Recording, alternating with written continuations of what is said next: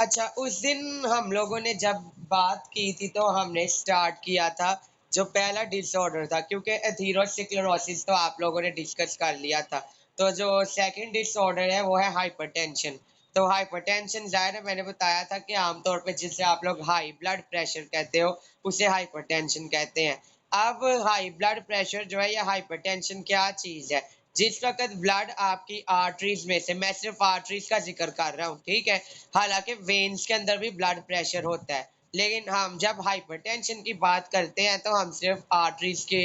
Reference से बात करते हैं। जिस वक़्त आपका ब्लड आर्टरीज़ में से गुज़रता है ना, तो अगर वो आपकी आर्टरीज़ के अंदर से गुज़रने में ज़्यादा प्रेशर एक्सर्ट करे आर्टरीज़ की वॉल्स पे, तो उसको हम बोलते हैं हाइपरटेंशन या हाई ब्लड प्रेशर। यानी एक तो नॉर्मल भी होता है, ठीक है? जब आपका ब्लड आपकी आर्टरी से फ्लो कर रहा होता है, तो आपने ये चीज़ पढ़ी थी कि आर्टरीज़ का जो सुराख है या उनकी जो ओपनिंग है, वो बारीक होती है। तो ब्लड के अंदर आपके जो है ब्लड का जो प्लाज़्मा वाला पोर्शन है, उसके अंदर कुछ ऐसे प्रोटीन्स भी होते हैं जो कि बड़े साइज़ के होते हैं। तो जिस वक़्त आर्टरीज़ में से ब्लड आपका फ्लो कर रहा होता है ना, तो जो वॉल्स होती है आर्टरीज़ की, वो ब्लड को फ्लो होने में थोड़ी बहुत रुकावट जो है पेश करती हैं, और उस रुकावट को दूर करने के लिए ब्लड जो है ना, वो जो फोर्स लगाता है ना आर्टरीज की वॉल्स के अगेंस्ट, उसे हम बोलते हैं प्रेशर। ठीक है? तो ये जो ब्लड प्रेशर आप लोग कहते हो ना, जिसे आमतौर पर जो नॉर्मल ब्लड प्रेशर है, तो वो नॉर्मली भी जब आपकी आर्टरीज में से ब्लड गुजर रहा होता है ना, तो चूंकि ब्लड के प्लाज्मा पोर्शन में कुछ प्रोटीन्स होते हैं जिनका साइज बड़ा होता है, लेकिन आर्टरी का जो सुराख है वो ज़रा छोटे साइज का होता है। तो लिहाजा उन प्रोटीन्स की वजह से जो है, या जब ब्लड आपका आर्टरीज में से गुजर रहा होता है ना, तो ब्लड को थोड़ी बहुत फोर्स लगाना पड़ती है आर्टरीज की वॉल्स के अगेंस्ट। तो उसे हम कहते हैं ब्लड प्रेशर या हाइपरटेंशन। ठीक, सॉरी, हाइपरटेंशन उसे हम कहते हैं ब्लड प्रेशर। यानी ये वो फोर्स है जो कि नॉर्मली ब्लड आर्टरीज में से गुजरते वक्त आर्टरीज की वॉल्स के अगेंस्ट एग्जर्ट करता है। ठीक है? जब भी आपकी आर्टरी में से ब्लड फ्लो करेगा, तो वो आर्टरीज की दीवारों के ऊपर थोड़ा बहुत प्रेशर भी डालता है। तो उस प्रेशर को हम बोलते हैं ब्लड प्रेशर, या आपका जो नॉर्मल उसको हम कहते हैं ब्लड प्रेशर है। अब हाइपरटेंशन क्या चीज़ है कि अगर आपका जो ब्लड है जिस वक़्त वो आर्टरी में से फ्लो कर रहा है, तो अगर वो ज़रूरत से ज़्यादा प्रेशर एक्सर्ट करे आर्टरीज की वॉल्स पर, तो उसे फिर हम लोग कहते हैं हाइपरटेंशन या हाई ब्लड प्रेशर। ठीक है? अब हाई ब्लड प्रेशर की वजह से क्या होता है कि हाई ब्लड प्रेशर की वजह से अगर जिस वक़्त आपकी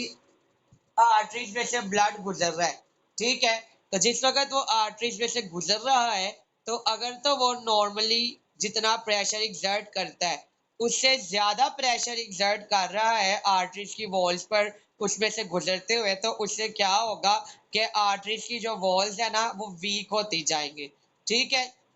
सेकेंडली,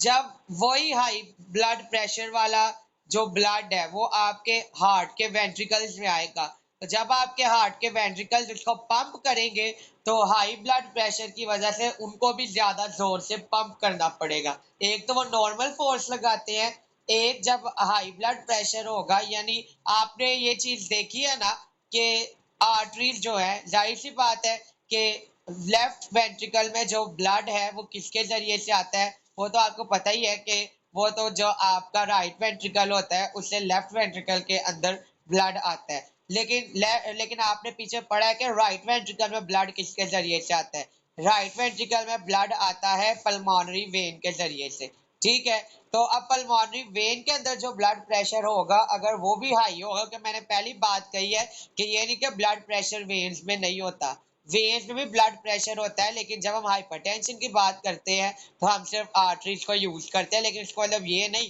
कि वेन्स के अंदर ब्लड का जो प्रेशर है वो होता ही नहीं है। होता है, लेकिन ना होने के बराबर होता है, या आर्टरी से कम होता है। सॉरी, ना होने के बराबर भी आप लोग ना कहें, आर्टरी से कम होता है, लेकिन होता है वेन्स के अंदर भी। ठीक? तो अब इसका एक नुकसान तो आपने देख लिया है, क्योंकि एक तो मैंने आपको शुरू में बता दिया कि जब भी ब्लड ने आपके आर्टरीज में से फ्लो करना है, तो उसकी वॉल्स के अगेंस्ट उसको थोड़ी बहुत फोर्स लगानी पड़ती है, ताकि वो उसमें से बासानी गुजर सके, जो कि आपका ब्लड प्रेशर कहलाता है। वो फोर्स जो कि ब्लड आर्टरीज की वॉल्स पर लगाता है उसमें से नॉर्मली गुजरने के लिए। ठीक है, अब अगर वो जरूरत से ज्यादा फोर्स लगाना शुरू कर दे आर्टरीज की दीवारों पर आर्टरीज में से गुजरने के लिए, तो उसे फिर हम कहते हैं हाइपरटेंशन या हाइपर ब्लड प्रेशर। अब उस ज्यादा फोर्स लगाने का क्या नतीजा निकलता है कि उस ज्यादा फोर्स की वजह से या ज्यादा प्रेशर की वजह से जो आर्टरीज की वॉल्स है ना, वो टाइम पे गुजरने के साथ साथ वीक होती जाती है। ठीक है, एक तो वीक होती जाती है, और अगर लगातार आपका ब्लड प्रेशर हाई रहे, यानी लगातार अगर आपकी आर्टरीज में से जो गुजरने वाला ब्लड है वो जरूरत से ज्यादा फोर्स लगाता रहे, तो उससे आपकी जो आर्टरीज की अंदरूनी साइड वाला जितना भी वो पोर्शन है ना, वो भी डैमेज होता है। यानी ये वही चीज आ गई कि जो दीवारें हैं वो डैमेज होती है, कि यानी आर्टरीज की जो दीवारें हैं वो वीक होती जाती है। ठीक है, और जब आर्टरीज की दीवारें वीक हो जाती हैं तो अल्टीमेटली क्या होता है कि वो फिर प्रॉपरली जो है वो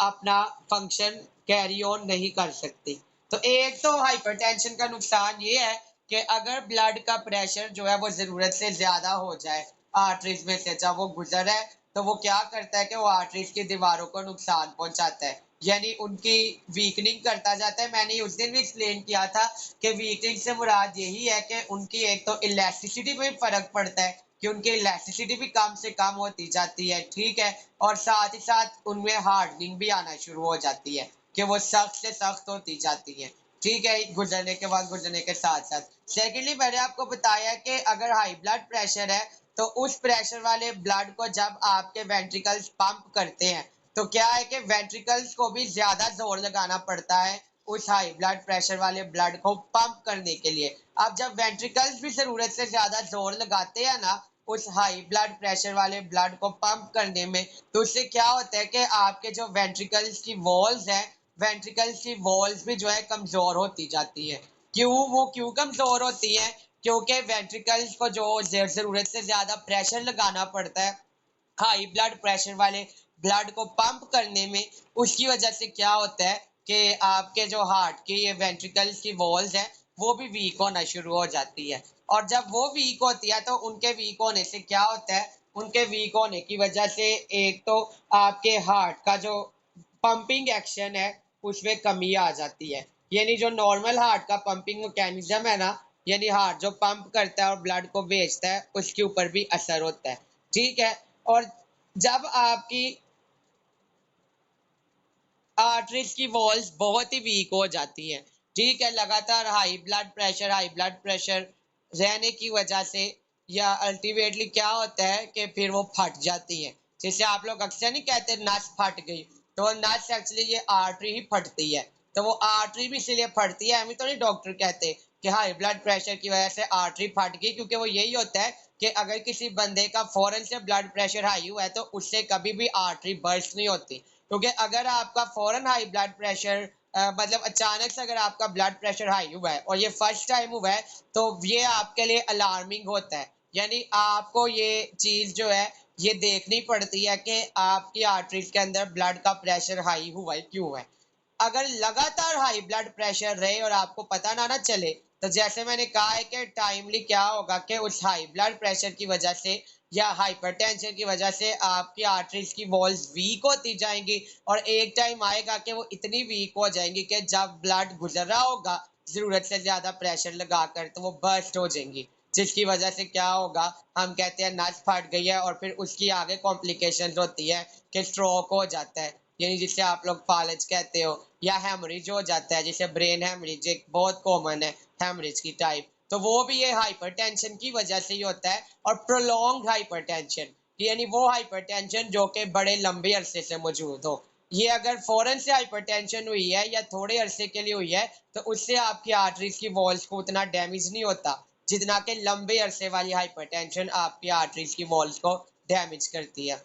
सेकेंडली मैंने कहा है कि हाई ब्लड प्रेशर वाला ब्लड जो है उसको पंप करने के लिए हार्ट को भी ज्यादा जोर लगाना पड़ता है, ज्यादा काम करना पड़ता है, जिससे हार्ट के जो वेंट्रिकल्स हैं उनकी वॉल्स भी वीक होती है, और उनकी वॉल्स वीक होने की वजह से हार्ट का जो पंपिंग एक्शन है वो मुतासिर होता है। अब हार्ट का पंपिंग एक्शन क्यों मुतासिर होता है? कि आपके जो दोनों वेंट्रिकल्स है ना हार्ट के, वो ज्यादा इसकी वजह से मुतासिर होते हैं, यानी उनमें ज्यादा खराबी आती है हाइपरटेंशन की वजह से। क्यों? जब उनका पंपिंग एक्शन मुतासिर होगा, हाई ब्लड प्रेशर, और ये भी उनका पंपिंग एक्शन जो है ना, ये भी लगातार अगर हाइपरटेंशन रहे ना, हाई ब्लड प्रेशर रहे, और उनको लगातार जो है उस हाई ब्लड प्रेशर को पंप करना पड़े, तो फिर आपके जो हार्ट के वेंट्रिकल्स हैं वो जो जोर लगाते हैं ना उस हाई ब्लड प्रेशर वाले ब्लड को पंप करने के लिए, उससे उनकी दीवारों के ऊपर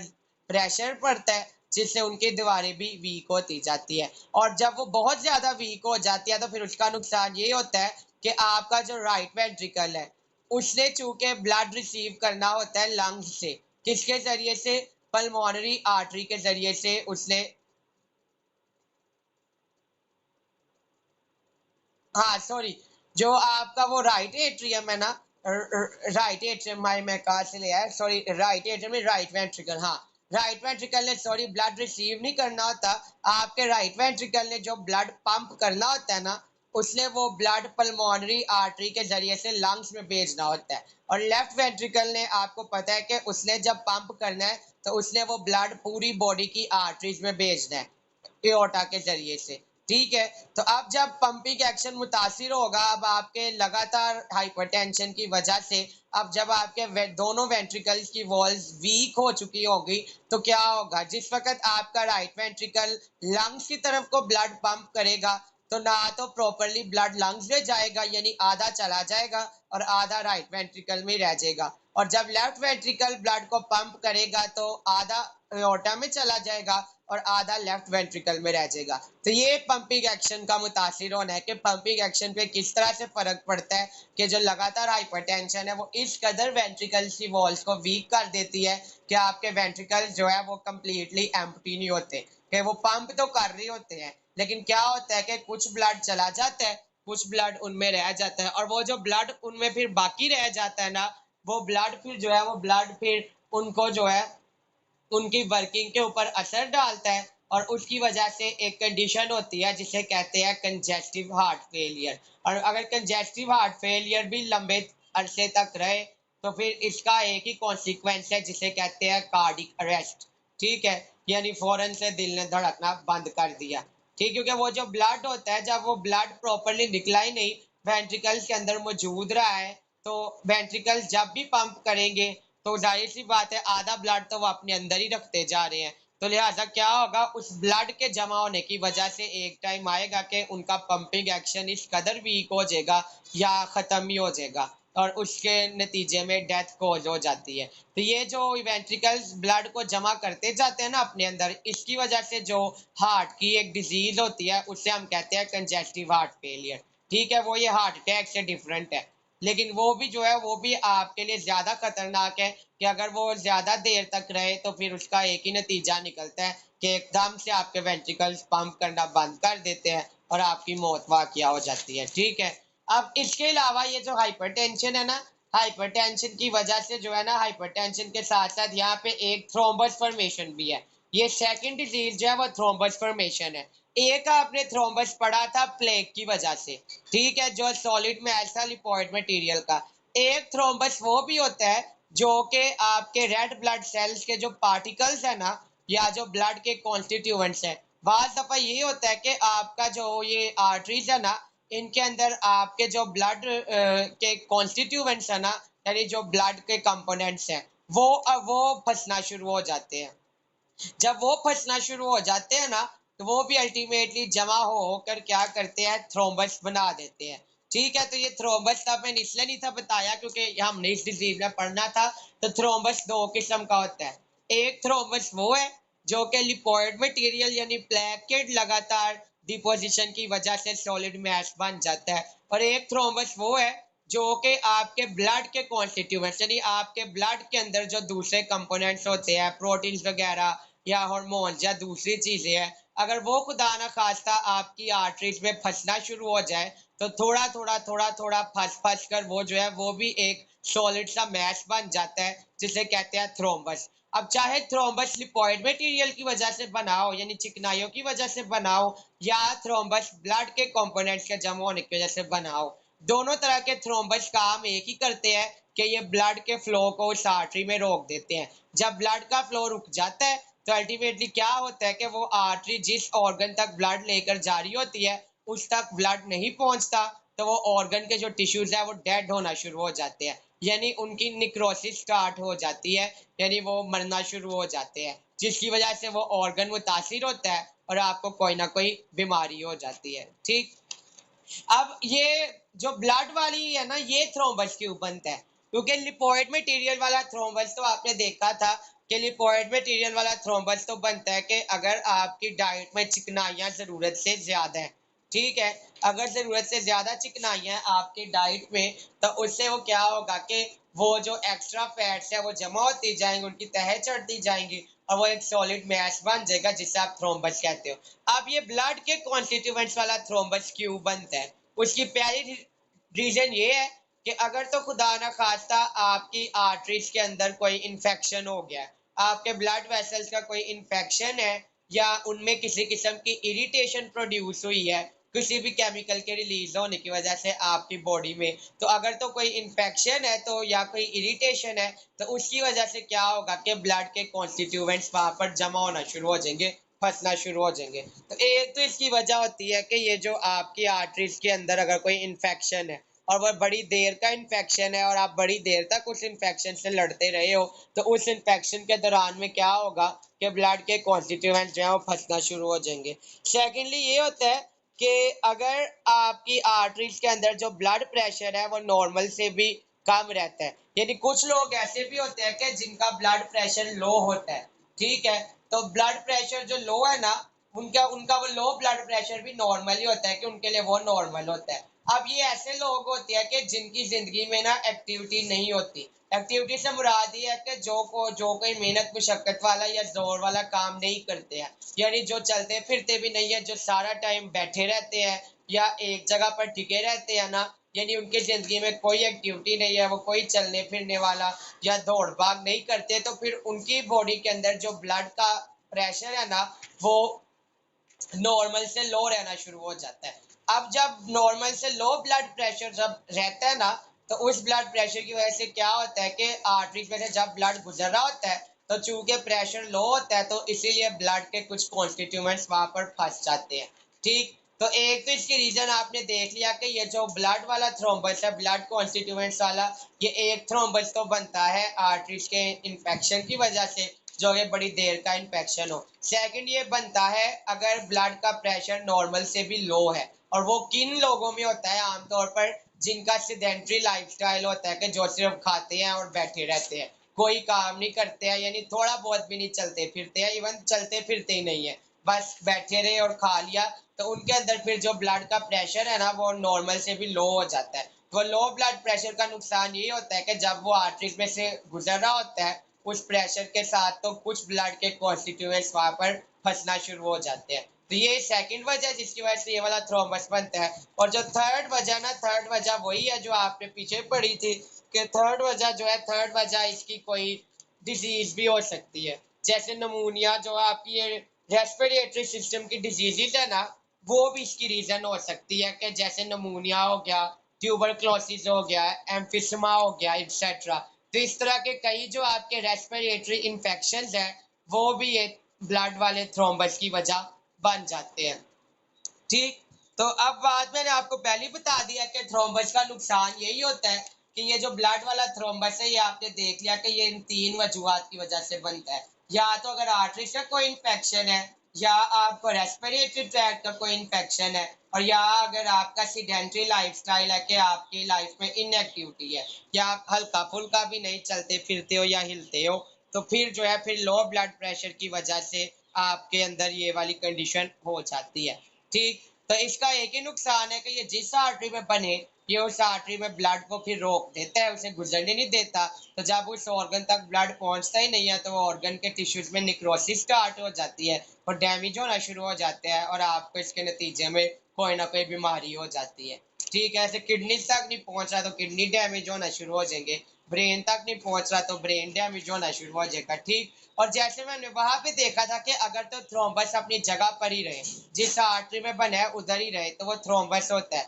लेकिन अगर वो वहां से किसी दूसरी आर्टरी में या कहीं और चला जाए तो उसे इम्बोलस कहते हैं, और इस फिनोमिनन को हम कहते हैं थ्रोम्बो एम्बोलिज्म, ठीक है। तो जो ये वाली कंडीशन है, इस कंडीशन में क्या होता है कि ये वाली जो ब्लड वाला थ्रोम्बस है ये भी ऐसे हो जाता है कि जरूरी नहीं कि ये ब्लड वाला थ्रोम्बस भी एक जगह पर ही रहे, ये भी आर्टरी में जो है ये आगे चला जाता है, और कहीं भी अगर दूसरी जगह पे चला जाए तो फिर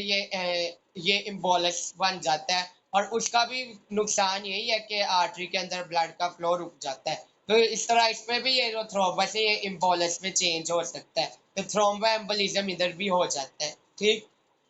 सेकेंडली जो है, सेकेंडली है मायोकार्डियल इन्फाक्शन, या जिसे सॉरी थर्ड जो डिजीज है या हार्ट अटैक जो है। अब हार्ट अटैक जो है, हार्ट अटैक होता है कि खुदा ना खास्ता अगर आपके हार्ट के जो चारों चैम्बर्स है, यानी आपके जो हार्ट के टिश्यूज है, अगर हार्ट के जो टिश्यूज है उनको जो आर्टरीज ब्लड सप्लाई कर रही है, अगर उन आर्टरीज के अंदर, अब हार्ट की कौन सी आर्टरीज है, हार्ट की सिर्फ करोनरी आर्टरीज ही होती है, और करोनरी आर्टरीज की आगे सारी ब्रांचेज है जो कि पूरे हार्ट के अंदर फैली होती है। तो खुदा ना खास्ता अगर तो करोनरी आर्टरी में थ्रोम्बस बन जाए, ठीक है, चाहे वो लिपोइड मटेरियल वाला हो, चाहे वो ब्लड कॉन्स्टिट्यूएंट्स वाला हो, कोई भी थ्रोम्बस खुदा ना खास्ता अगर करोनरी आर्टरी के अंदर बन जाता है, ठीक है, या वो थ्रोम्बस जो है वो थ्रोम्बस के बजाय इम्बोलस में चेंज हो जाए, यानी वो अगर आपकी हार्ट की एक करोनरी आर्टरी में बना है लेकिन वहां से वो डिस्प्लेस होकर चला गया है किसी उसकी ब्रांच में या दूसरी साइड पे, तो अगर तो वो इम्बोलस बन जाए हार्ट की करोनरी आर्टरी के अंदर ही, ठीक है, तो उस सूरत में भी, और अगर खाली थ्रोम्बस ही रहे तो उस सूरत में भी, यानी दोनों सूरतों में क्या होता है कि आपकी जो हार्ट की जिस आर्टरी में वो बना है, इट मीन्स के वो आर्टरी जो है वो हार्ट के उस हिस्से तक ब्लड नहीं पहुंचा पाती, तो अल्टीमेटली क्या होता है कि हार्ट का भी वो हिस्सा है वो डैमेज होना शुरू हो जाता है, या उसमें निक्रोसिस स्टार्ट हो जाती है, और वो जो निक्रोसिस है या वो जो डैमेज है उसकी वजह से जो कंडीशन कोज होती है उसे कहते हैं मायोकार्डियल इंफाक्शन या हार्ट अटैक, ठीक है। मेडिकल में उसे मायोकार्डियल इंफाक्शन ही कहते हैं, ठीक है। और ये हम अपनी सादा जुबान में उसे हार्ट अटैक बोलते हैं, लेकिन मेडिकल उसे मायोकार्डियल इंफाक्शन कहती है, ठीक है, क्योंकि मायो मीन्स मसल्स, कार्डियल हार्ट, तो क्योंकि हार्ट के मसल्स है, और इंफाक्शन मीन्स के डैमेज, क्योंकि हार्ट के जो मसल्स है उनको डैमेज होता है इससे। और इसकी सिर्फ एक ही रीजन है, मैंने आपको बता दी है कि करोनरी आर्टरीज के अंदर खुदा ना खास्ता अगर कोई थ्रोम्बस बन जाए या वो थ्रोम्बस इम्बोलस में चेंज हो जाए, तो क्या होता है कि फिर ब्लड का फ्लो रुक जाता है, वो हार्ट तक नहीं जा पाता, और हार्ट के जिस हिस्से तक ब्लड नहीं जा रहा है तो अल्टीमेटली उसके टिश्यू निक्रोसिस का शिकार हो जाते हैं, डैमेज हो जाते हैं, और ये वाली कंडीशन हो जाती है, ठीक है। और इसके अलावा इसकी वजह से ये भी होता है कि हार्ट अटैक जो है ना, हार्ट अटैक उस सूरत में भी हो जाता है कि खुदा ना खास्ता अगर जो आपका ये हार्ट बीट और जो ब्लड प्रेशर कंट्रोल करने वाला जो ब्रेन का सिस्टम है, क्योंकि अगर इसमें भी कोई खराबी आ जाए तो अगर वो ना प्रॉपरली कंट्रोल कर सके तो उससे भी ये वाली कंडीशन हो जाती है। यानी खुदा ना खास्ता के अगर आपको पता है कि आपकी जो ब्रेन का मिडुला ऑब्लोंगेटा वाला पोर्शन है उसने हार्ट बीट और इसको कंट्रोल करना होता है, तो अगर उसमें कोई गड़बड़ी हो जाए ना तो फिर हार्ट की जो बीट है ना वो इरेगुलर हो जाती है, और उस कंडीशन को हम कहते हैं अरिथमियाज। और जो अरिथमियाज है ना, अरिथमियाज का भी यही नुकसान होता है कि अगर हार्ट की जो बीट है वो इरेगुलर हो जाए तो इट मीन्स के जो वेंट्रिकल्स हैं वो ज़रूरत से ज़्यादा जोर लगाकर ब्लड को पंप करवाते हैं, जिसकी वजह से क्या होता है कि अल्टीमेटली उस पंपिंग की वजह से जब इतनी तेज़ी से वो ब्लड को भेज रहे होते हैं तो वही चीज़ होती है कि ब्लड जो है ब्लड प्रॉपरली नहीं जा पाता, और उसकी वजह से क्या होता है कि हमने पढ़ा है कि जो वेंट्रिकल्स की दीवारें हैं वो उस तरह से वीक हो जाती है जैसे कि हाइपरटेंशन में होता है, तो उससे भी फिर जो है फिर नुकसान हो जाता है। तो ये दोनों सूरतों में जो है मायोकार्डियल इंफाक्शन होता है, लेकिन इसके जो 85% कॉजेज है ना वो थ्रोम्बस या एम्बोलस बनना ही है, ठीक है। ये जो ब्रेन सिस्टम अगर डैमेज हो ये बहुत कम ही होता है कि अगर ब्रेन सिस्टम में कोई खराबी आई है जिसकी वजह से हार्ट बीट इरेगुलर हो गई है, यानी अरिथमियास हो गया है, और अरिथमियास के नतीजे में वेंट्रिकल्स वीक हो गए हैं, तो इस वजह से होता है, ठीक है। अब हार्ट अटैक से आप कैसे बच सकते हैं, तो उसके लिए ये तरीके है कि आप बहुत ज़्यादा जो कोलेस्ट्रॉल वाले खाने हैं उनसे परहेज करें, अपने बॉडी वेट को नॉर्मल रखे, ठीक है, अपने ब्लड प्रेशर को कंट्रोल रखे। खुदा ना खास्ता अगर आप ब्लड प्रेशर के मरीज है तो आप अपने ब्लड प्रेशर को कंट्रोल रखे, अपने बॉडी वेट को नॉर्मल रखे, और कोलेस्ट्रॉल वाले जो ज्यादा कोलेस्ट्रॉल वाले खाने हैं उनसे परहेज करें। और सबसे अहम बात कि स्मोकिंग ना करें, क्योंकि अगर आप बहुत ज्यादा कोलेस्ट्रॉल वाले खाने खाते हो तो वही जैसे वो प्लेक बन जाता है, लिपोइड मटेरियल वाली डिपोजिशन, तो फिर उससे थ्रोम्बस बन सकता है। तो ये इन बातों पे आप अमल करके हार्ट अटैक या मायोकार्डियल इंफेक्शन से बच सकते हो। फिर अगली डिजीज है स्ट्रोक। स्ट्रोक जो है ना, स्ट्रोक को मेडिकल, ये स्ट्रोक भी हमने अपनी जुबान में निकाला हुआ है। स्ट्रोक को मेडिकल की जुबान में कहते हैं सेरिब्रल इन्फाक्शन, यानी सेरिब्रम जो आपके ब्रेन का सबसे लार्जेस्ट पोर्शन है ना, या जो सेरिबेलम है जो कि सेकंड, जो कि हाइंड ब्रेन का पोर्शन है, तो अगर इन दोनों पोर्शंस में ब्लड ना पहुंच पाए किसी कंडीशन की वजह से, तो क्या होता है, ये टिश्यूज जो है ये भी डैमेज होना शुरू हो जाते हैं। ठीक है, लेकिन यहाँ पर जो है ना, ये जो सेरिब्रल इन्फाक्शन है, इसमें हम ये कहते हैं कि जो आपका ब्रेन है ना, आपके ब्रेन को 80 to 85% ऑक्सीजन चाहिए होती है। सबसे ज्यादा जो ऑक्सीजन है ना, वो आपके ब्रेन के सेल्स को चाहिए होती है अपनी फंक्शनिंग के लिए। और ब्रेन के सेल्स को वो ऑक्सीजन किसके थ्रू मिलती है? उस ब्लड के थ्रू, जो ब्लड ब्रेन में जाता है, तो उस ब्लड में जो ऑक्सीजन होती है ब्रेन उसको यूज करता है। तो खुदा न खास्ता अगर किसी ऐसी आर्टरी में जो कि सेरिब्रम या सेरिबेलम या ब्रेन के दूसरे पार्ट तक ब्लड को लेकर जा रही है, खुदा न खास्ता अगर किसी ऐसी आर्टरी में थ्रोम्बस बन जाए या वो इम्बोलस की शक्ल इख्तियार कर ले, तो इट मीन्स के आपके ब्रेन के उन हिस्सों तक, उन पार्ट्स तक ब्लड नहीं पहुंच पाएगा। जब ब्लड नहीं पहुंच पाएगा तो उन्हें अपनी ऑक्सीजन नहीं मिलेगी, और ऑक्सीजन ना मिलने की वजह से क्या होगा कि वो डेड होना शुरू हो जाएंगे। और फिर ये डिपेंड करता है कि वो ब्रेन का कौन सा हिस्सा है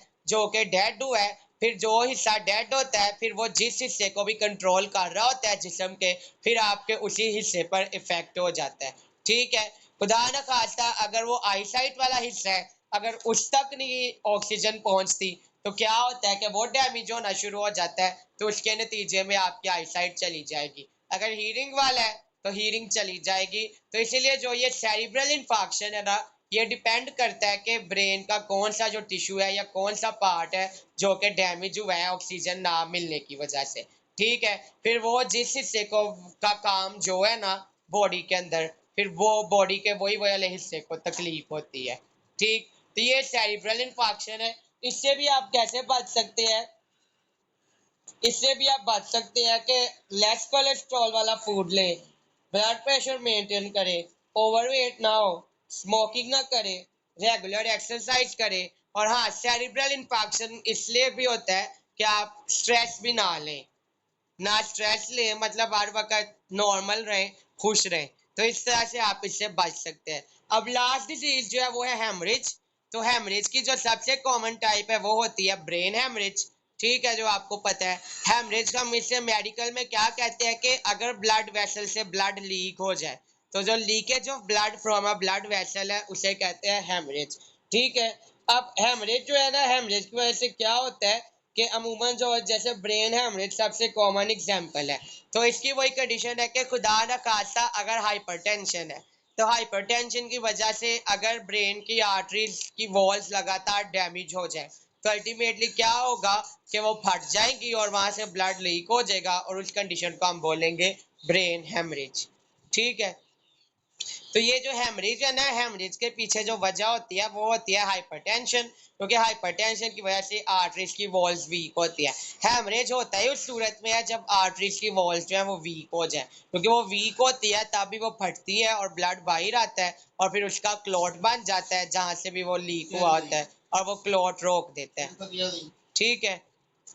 तो ये सारी डिजीजेस थी आपकी कार्डियोवैस्कुलर सिस्टम की। अब इसके साथ डिजीजेस खत्म हो गई हैं। अब नेक्स्ट हम पढ़ेंगे इम्यूनिटी और उसकी जो टाइप्स है। ठीक है, और फिर जो पीछे वाले इसके 4 टॉपिक्स हैं उनको कवर करेंगे, जो ये प्लांट वाले हिस्से के रह गए हुए हैं। ठीक, तो अपना बहुत बहुत ख्याल रखें। अगर इन डिजीजेस में से किसी कुछ समझ नहीं आया जो है, तो वो आप पूछ सकते हैं, क्योंकि वैसे ये डिजीज इतनी मुश्किल नहीं है, आप लोगों ने देखा ही है, तो इसीलिए आप लोगों ने सुना भी होगा, पहले पढ़ा होगा, तो आपने ये चीज़ देख ली है कि एक चीज आपने जेहन में रखनी है कि कार्डियोवैस्कुलर डिजीज आपने जितनी भी पढ़ी हैं, तो उन सब के पीछे की जो मेन वजह है वो थ्रोम्बस या इम्बोलस है और या हाइपरटेंशन है। तो ये सिर्फ ये दो छोटी छोटी ऐसी कंडीशंस है जो कि इतनी खतरनाक बीमारियां जो है कोज कर देती हैं। ठीक, तो अपना बहुत बहुत ख्याल रखें, कल मुलाकात होती है, खुदा हाफिज।